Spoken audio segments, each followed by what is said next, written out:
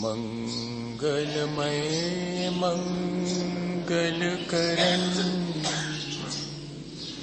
वीतराग विज्ञान नमो ताई जाते भई अरहंतादिमा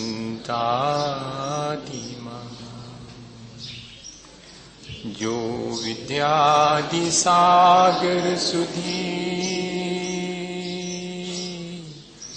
जो विद्यादि सागर सुधी गुरु हैं हितैषी शुद्धात्म में निरत नित्य हितोपदेशी वे पाप ग्रीष्म ऋतु में जल हैं सयाने पूजून के सतत केवल ज्ञान पाने पूजून के सतत केवल ज्ञान पाने। बोलिए भगवान महावीर स्वामी की, आचार्य कुंद कुंद स्वामी की, आचार्य गुरुवर विद्यासागर मुनि महाराज।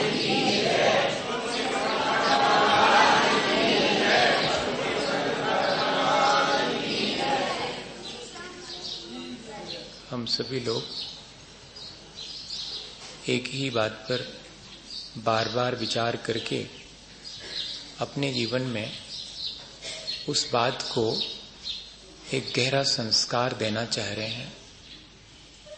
रोज हम एक ही बात करते हैं कि हमारा जीवन किस तरह अच्छा बनेगा, और यदि ये बात हमारे जीवन में अभी तो सुन सुन करके हमें ऐसा लगता है कि हमारा जीवन हमें अच्छा बनाना चाहिए, और जिस दिन अपने भीतर से भी ये आवाज आने लगे कि हाँ, अब सचमुच मुझे अपने जीवन को अच्छा बना लेने के लिए प्रयास करना है, तो फिर जीवन के अच्छे बनने में देर नहीं लगेगी। हमने इसीलिए इस प्रक्रिया को लगातार बार बार करने का प्रयास किया है कि वो हमारे जीवन का एक अंग बन जाए। गाय की एक विशेषता होती है, जितने भी शाकाहारी पशु हैं उनकी भी यही विशेषता होती है, लेकिन गाय की विशेषता विशेष रूप से मानी जाती है। वो पहले अपने भोजन को खाती चली जाती है और उसके गले में सिस्टम होता है कि वहां उसको वो संचित कर लेती है। फिर पूरा भोजन जितना उसे मिलता है, जहां से जैसा भी, और एक ही जगह से सारा भोजन नहीं पाती वो। अगर बहुत सारे वृक्ष हैं तो उनमें से थोड़ा थोड़ा लेगी वो। ये उसका अपना गोचरी का स्वभाव है, इसलिए उस गाय की इस भोजन की प्रक्रिया को गोचरी कहा। मुनिजनों को भी इसी प्रकार से आहार की प्रक्रिया बताई है कि वो श्रावक को धक्का पहुंचाए बिना, श्रावक को दे करके प्रसन्नता और अधिक हो जाती है, संक्लेश नहीं पहुंचता है। ठीक ऐसे वो गाय पूरा आहार जो भी उसे जितना मिलता है उसे अपने गले में रख लेती है, फिर धीरे धीरे निकाल करके उसे चबा चबा करके खाती है और फिर पेट में जाने देती है, डायरेक्ट नहीं जाने देती। उसकी इस प्रक्रिया को रोमंथन कहते हैं, रौंथना जिसको बोलते हैं। और अनुप्रेक्षा या की भावना भी इसी तरह की रोमंथन की प्रक्रिया है। हमारे पास अपने जीवन को अच्छा बनाने के जितने भी विचार हैं उन सबको हम अपने भीतर संचित करें, और जब जैसा अवसर मिले उन विचारों को पुनः दोहराएं। अवसर आने पर वे विचार हमारे लिए बहुत अच्छी सलाह देंगे।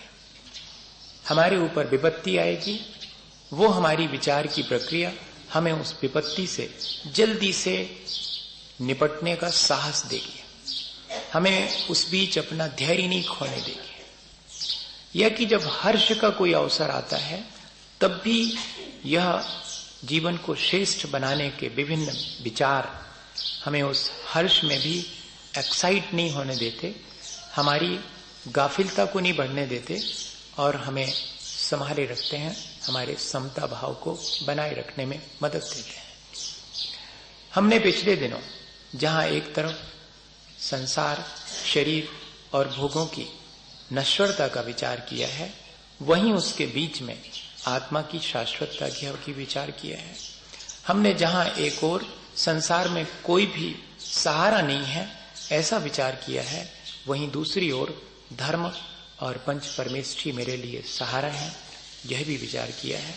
हमने जहां एक और संसार में दुख है ये विचार किया है, वहीं उस दुख से बच करके शाश्वत सुख पाया जा सकता है, इस बात का भी विचार किया है।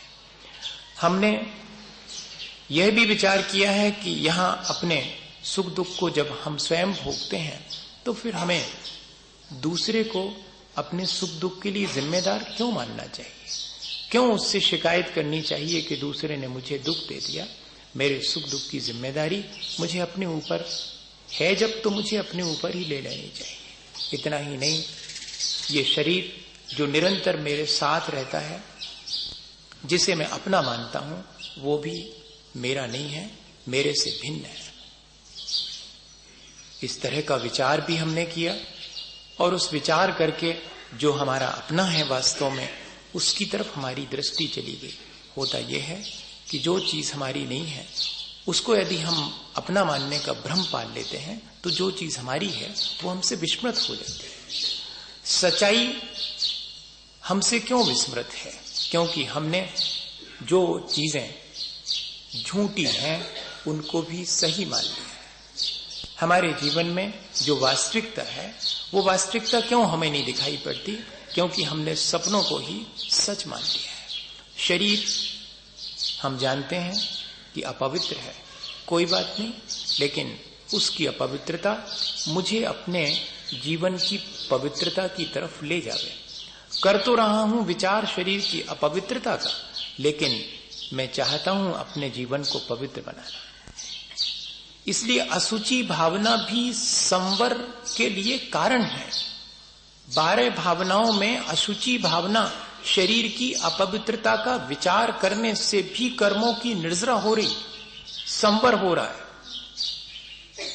बताइए, लेकिन शरीर की अपवित्रता के साथ साथ ये ध्यान बना रहे कि शरीर कितना भी अपवित्र क्यों ना हो, उसके संपर्क में रहने वाली मेरी चेतना अपवित्र नहीं होती, वो तो स्वभाव से पवित्र है। ये बात उसके साथ बनी रहती है। निरंतर मेरे शुभ अशुभ कर्मों का आगमन लगा हुआ है, वो मेरे लिए ग्राह्य नहीं है, वो मेरे लिए हेय है। मुझे उससे बचने का हमेशा उपाय करते रहना चाहिए, और उससे बचने का उपाय ही एक अलग से भी भावना है कि मैं किस तरह अपने जीवन को बनाऊं जिससे कि मैं इस कर्मों के आगमन को रोक सकूं। कर्मों के आगमन से होने वाली हानि का विचार करना और कर्मों के रोकने के उपायों का विचार करना हमने दोनों किया है। हमने ये विचार भी किया है कि किस तरह शुभाशुभ कर्म आकर के मेरे जीवन को संसार में भटकने के लिए मजबूर कर देते हैं, इससे मेरी बड़ी हानि है, इसका भी हमने विचार किया है। लेकिन इतना विचार करके ही हम चुप नहीं रह गए। हमने कहा इसका मतलब है कि अगर ये कर्म आते हैं, मेरे ही परिणामों से आते हैं, तो फिर मुझे कुछ ऐसे परिणाम करना चाहिए जिससे कि इन कर्मों का आगमन में रोक सकूं। और इतना ही नहीं, जब मैं अपनी अज्ञानता में अपना जीवन व्यतीत कर रहा था, तब मैंने जो कर्म संचित कर लिए हैं अज्ञानतावश, उनको हटाने का भी मैं उपाय कर सकता हूं, इसका भी हमने विचार किया। कुछ ऐसी चीजें हमारे जीवन में घटित हो जाती हैं जो हम नहीं चाहते हैं, जिनको हम फिर चाह करके भी बदल नहीं पाते हैं, पर हम एक विचार करते हैं कि क्या करूं, मैंने ऐसा कर लिया है। जैसे किसी को हम कभी कोई कड़ी बात कह देते हैं, बात को मन छटपटाता है, तो फिर उपाय क्या है? उपाय यही है कि उसके पास जाके उससे कहें कि वो जो सुबह मैंने आपसे कड़ी बात कही थी उसके लिए क्षमा कर देना। यही प्रक्रिया तो है कर्मों को अपने से अलग करने की। जो कर्म अज्ञानतावश हमने अपने भीतर संचित कर लिए हैं उनको कैसे हटाएं, तो इसी तरह की आगे ऐसे कर्म करें जिससे कि नए कर्म भी ना आवे और पुराने भी हटते चले जावें। और फिर इतना ही नहीं, हमने यह भी विचार कल बैठ करके किया था कि यह जो लोक हमें दिखाई पड़ता है जिसमें हम निरंतर भ्रमण करते हैं, वो लोक हमें भ्रमण करवाता हो, ऐसा नहीं है। यह कि इस लोक का कोई सर्वो सर्वा हो जो इस लोक को मैनेज करता हो, कोई रेगुलेटर हो जो रूल्स यहां बनाता हो, ऐसा भी नहीं है। Rules are regulated on self. यहां जो भी प्रकृति के नियम हैं वे अपने आप रेगुलेट होते हैं, उनके लिए कोई रेगुलेट करने वाला ऊपर ईश्वर नाम का व्यक्ति विशेष कोई भी नहीं है। यहां पर मैं खुद ही अपने जीवन को बनाता हूं, बिगाड़ता हूं और हमेशा बरकरार रखता हूं। यहां जितने भी क्षय द्रव्य हैं वे निरंतर चेंज भी होते रहते हैं लेकिन बने भी रहते हैं। उनकी पर्यायें बदलती हैं लेकिन द्रव्य हमेशा शाश्वत रहता है। ऐसे क्षय द्रव्यों से मिलके ये लोक बना है। इस सृष्टि को किसी और ने न बनाया है, न कोई इसे धारण करता है, न कोई इसे मिटा सकता है।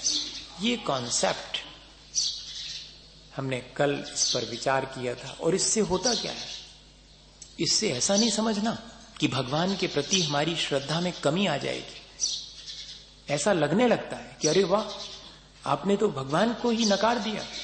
नहीं, हमने भगवान की भगवत्ता को नहीं नकारा है, हमने भगवान के कर्ता धर्तापने को नकार करके अपने स्वयं के कर्तापने को भी नकार दिया।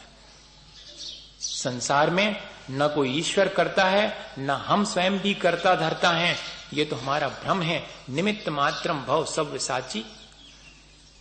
श्री कृष्ण को भी गीता में अर्जुन के लिए उपदेश देते हुए कहलवाया गया है कि निमित्त मात्रम भव सव्य साची, तुम निमित्त मात्र हो।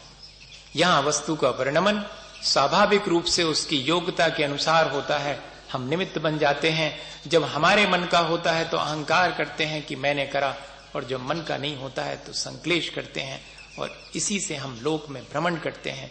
यही हमारी अज्ञानता कि कोई यहां पर करता है या कि मैं प्रभावों का करता हूं, ये जो अज्ञानता है और इसी से बढ़ने वाली अज्ञानता से होने वाली जो आसक्ति है, वही मेरे संसार का कारण है, वही लोक में मुझे भटकाती है।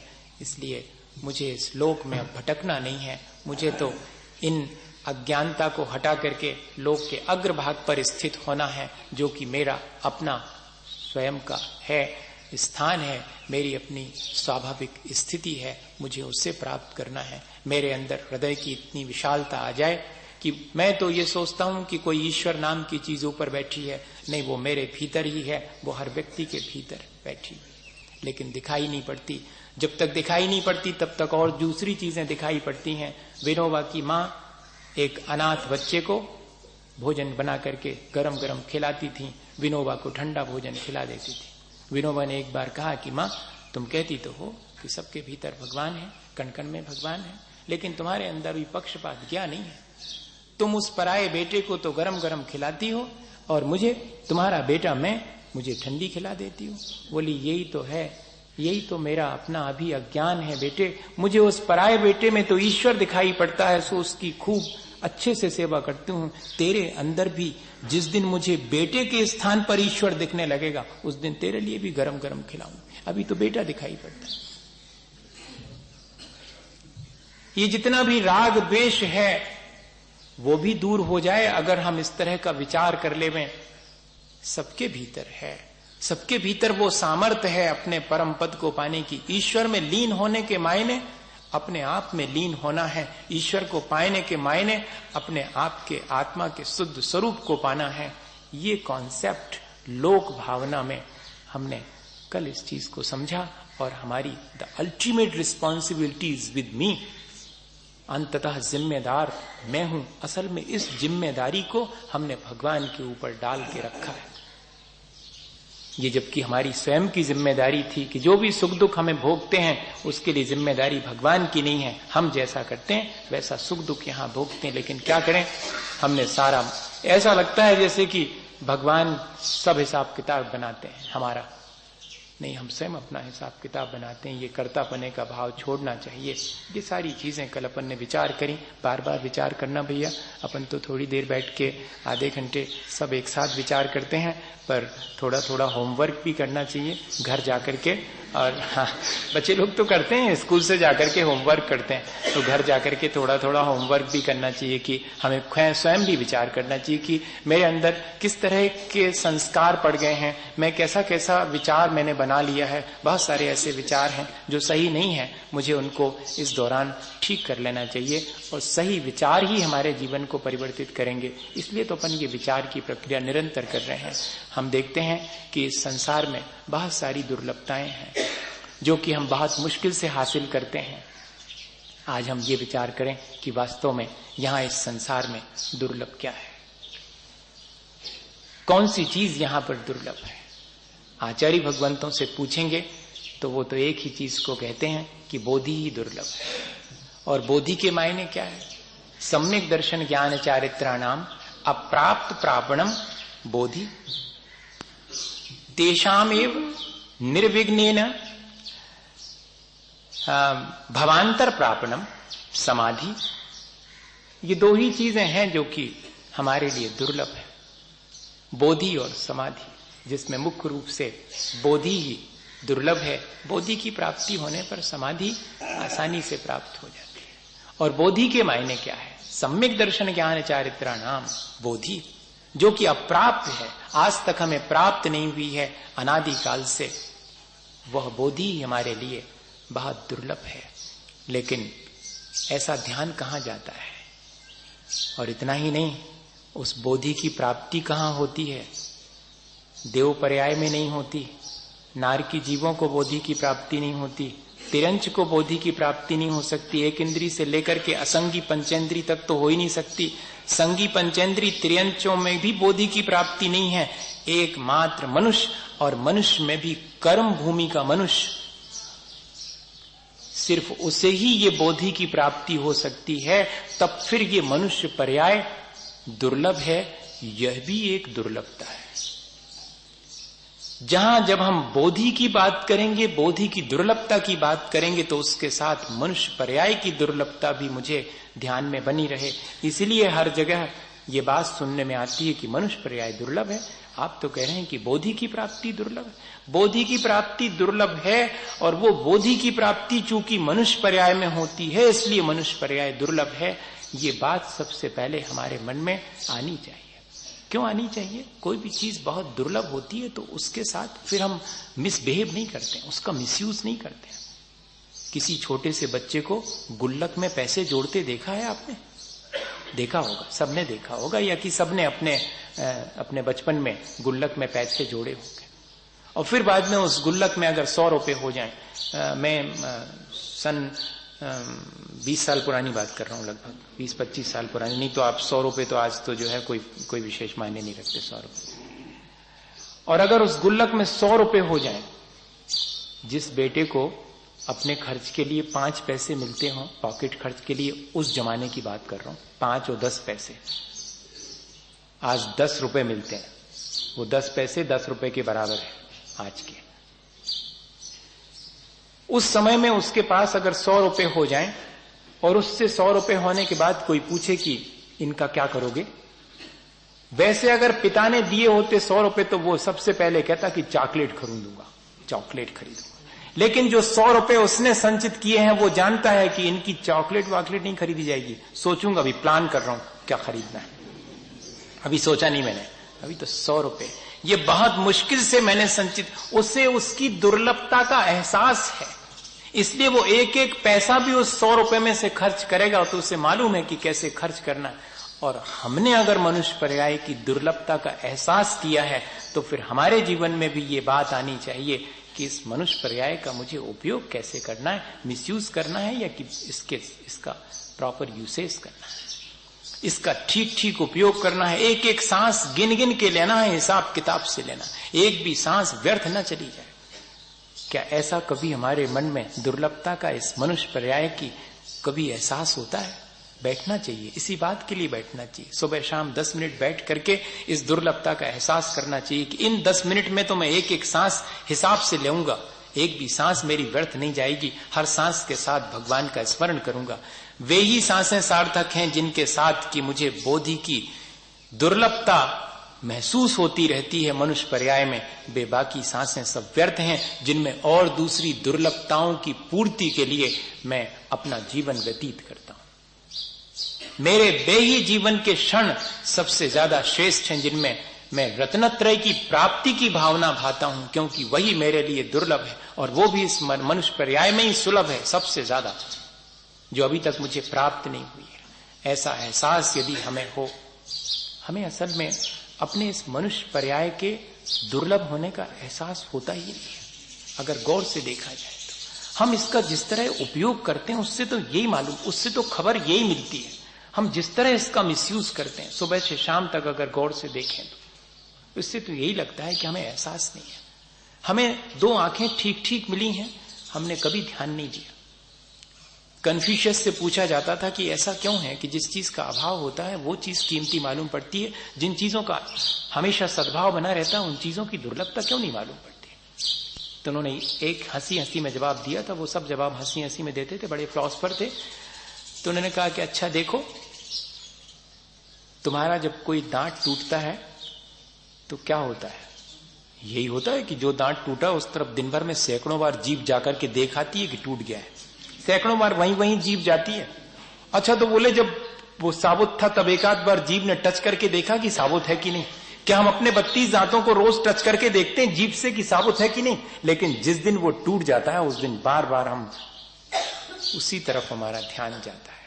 और यही दुर्लभता हमें पहले अगर इसका एहसास हो जाए, अभाव होने के बाद एहसास होता है, उसके सद्भाव में अगर हमें उसके दुर्लभता का ज्ञान हो जाए तब तो हम उसका सदुपयोग ही करेंगे, दुरुपयोग क्यों करेंगे। एक भिखारी भीख मांगता था और लोगों से कहता था कि मुझसे ज्यादा दुखी और मुझसे ज्यादा अभावग्रस्त कोई नहीं है, मुझे दो।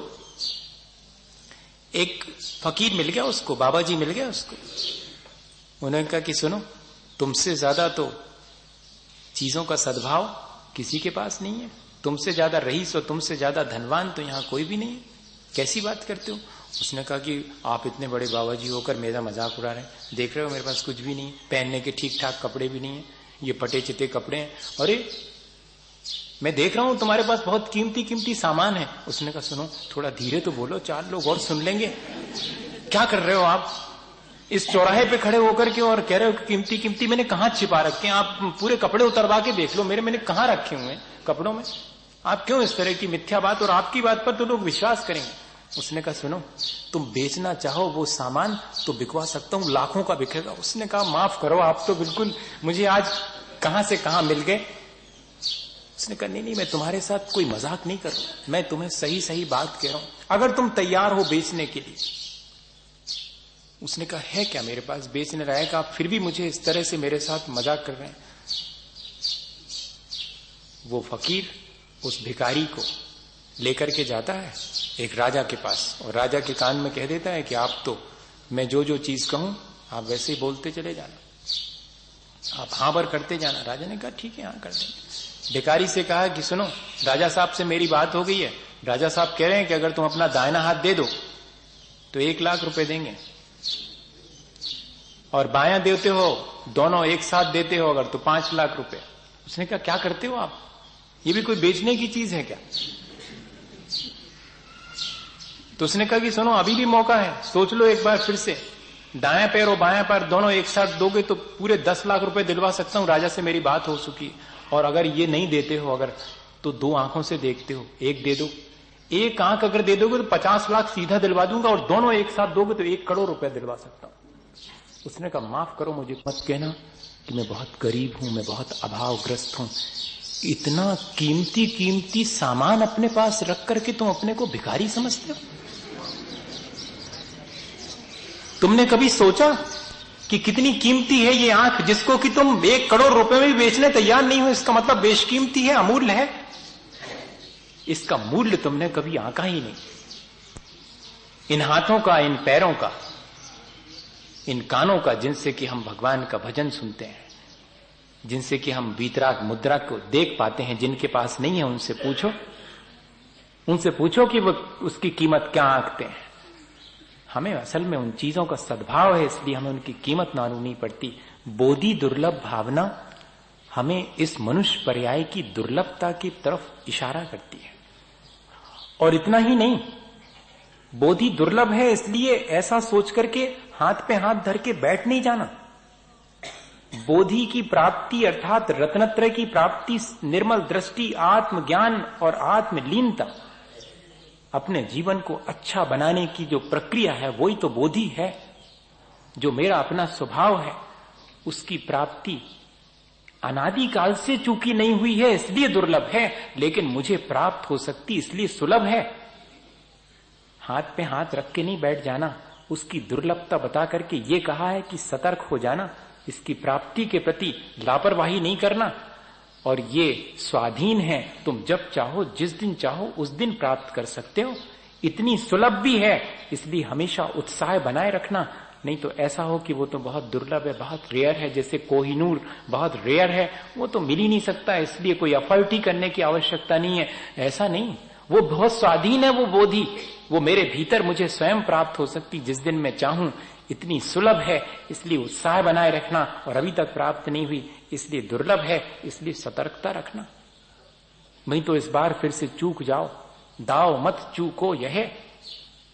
दौलत राम जी को इसलिए लिखना पड़ा कि ये दांव है, ये अवसर है, ये चांस है, ये अपॉर्चुनिटी है। एक बार हमें ये सौभाग्य प्राप्त हुआ है, इसको चूकना नहीं। इसलिए बोधि की दुर्लभता। और भी सारी चीजें दुर्लभ हैं, कहीं तो बहुत सारी चीजें दुर्लभ नहीं है। दुर्लभ है निगोद से थावर अरुतर्ष गति पानी, नर काया को सुरपति तरसे सो दुर्लभ प्राणी। उत्तम देश संगति दुर्लभ श्रावक कुल पाना, दुर्लभ संयम दुर्लभ सम्यक श्रावक कुल पाना।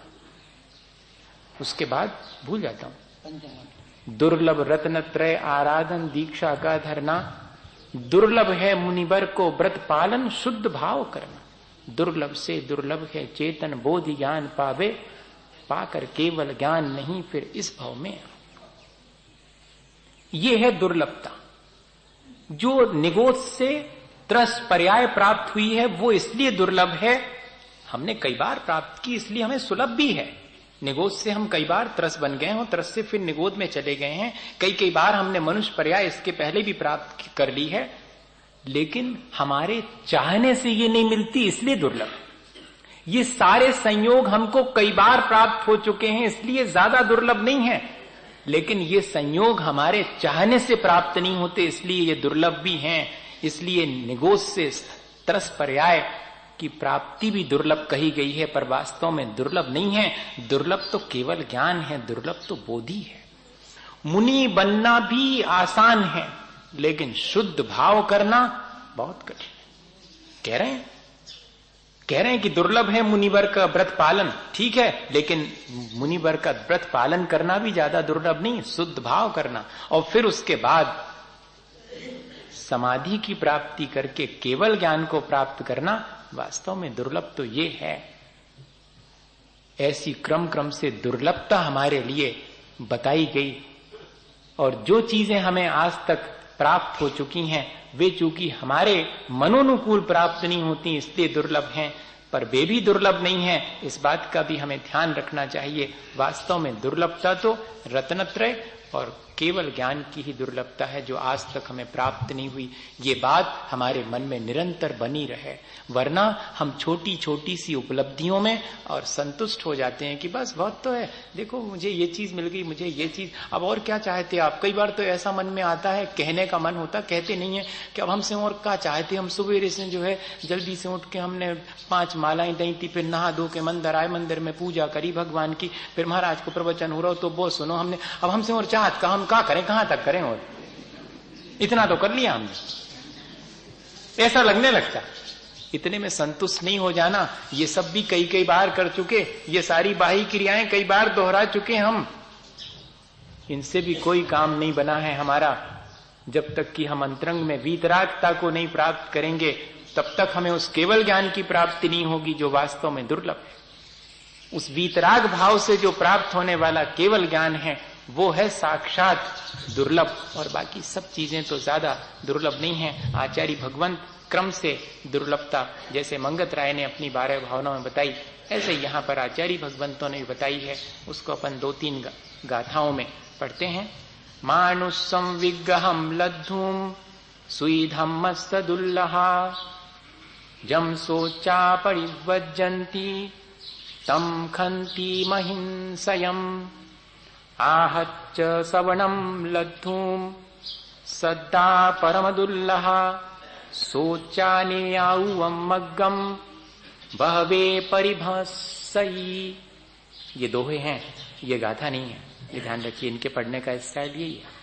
सुईम चा लद्धम सद्धम चा वीरियम पुनदुल्लहम बहवे रोयमाणावी नोएणम परिवज्जये।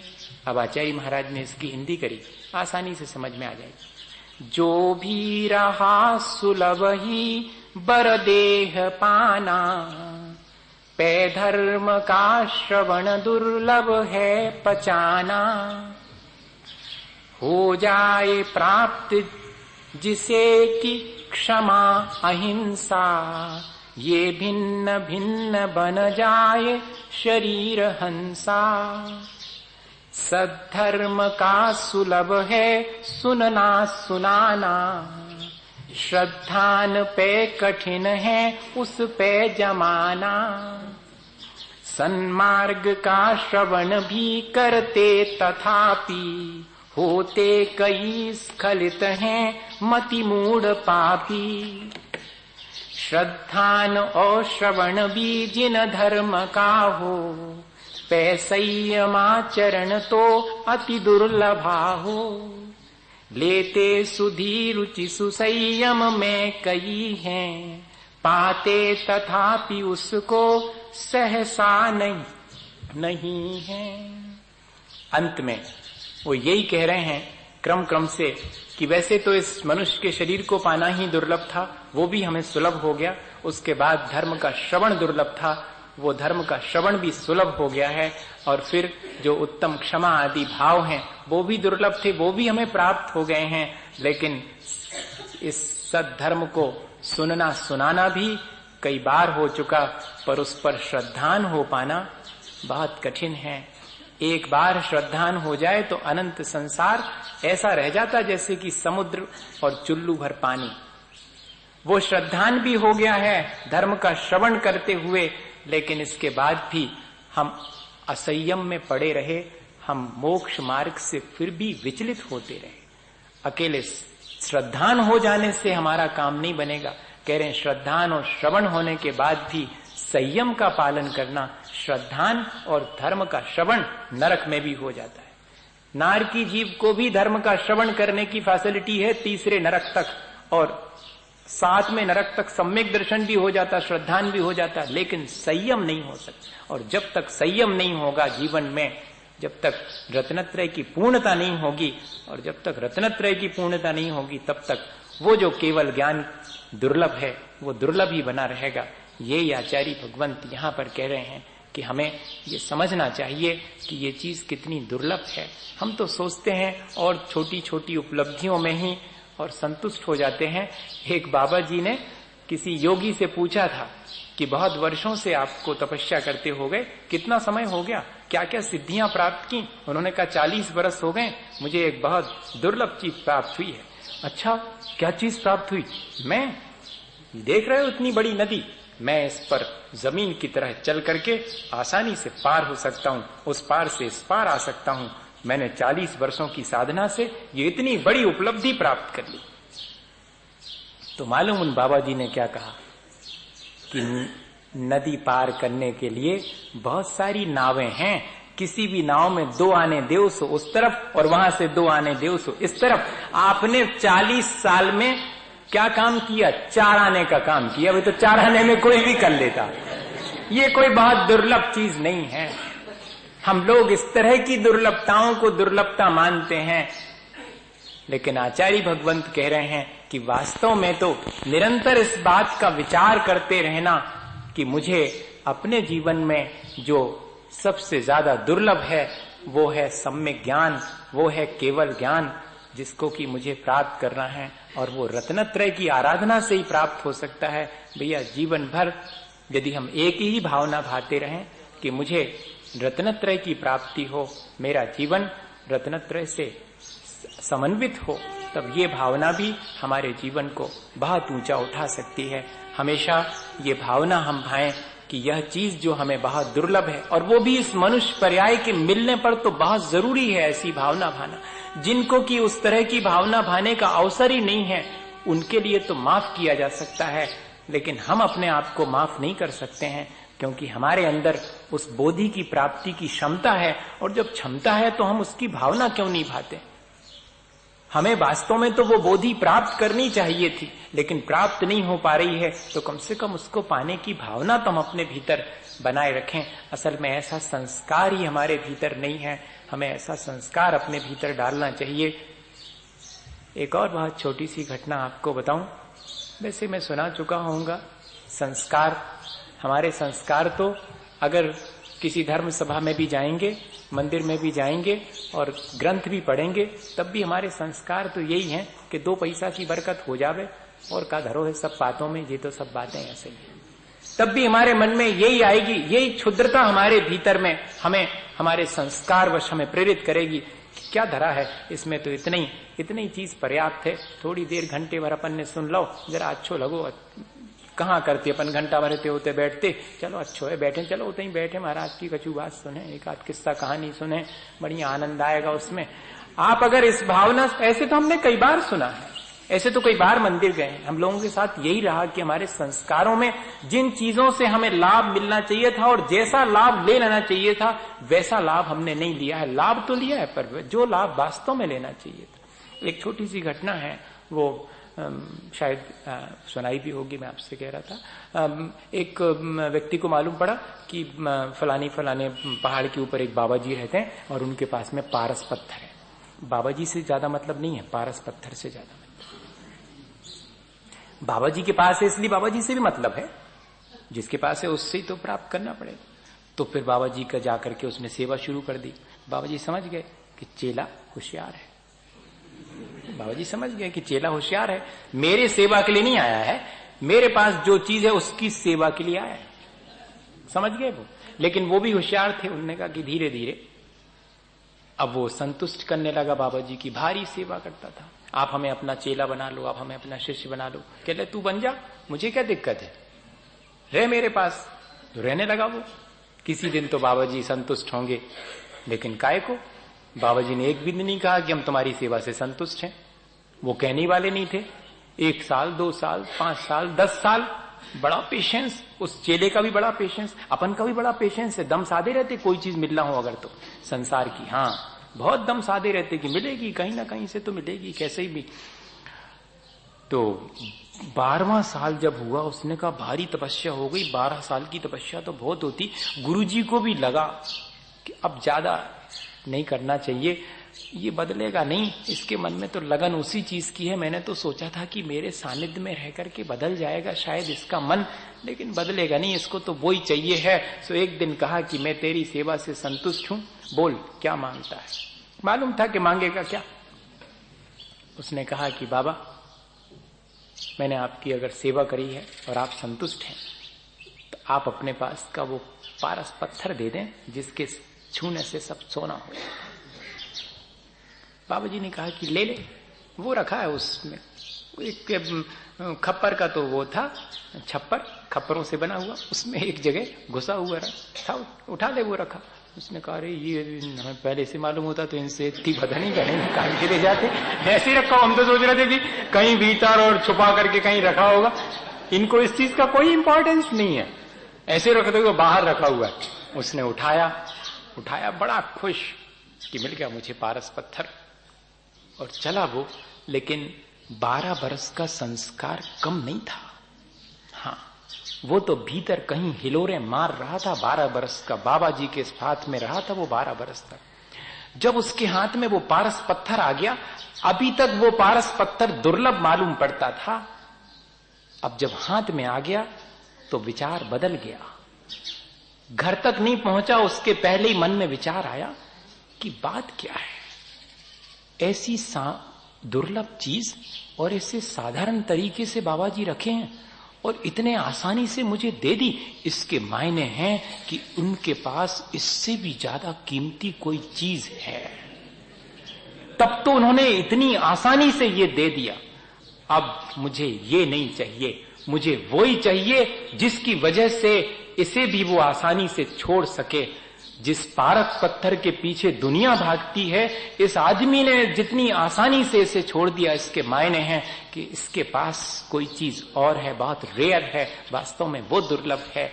और आकर के फिर से माथा टेक दिया कि 12 वर्ष भले ही व्यर्थ चले गए हों, लेकिन अब जीवन शेष व्यर्थ नहीं गवाऊंगा।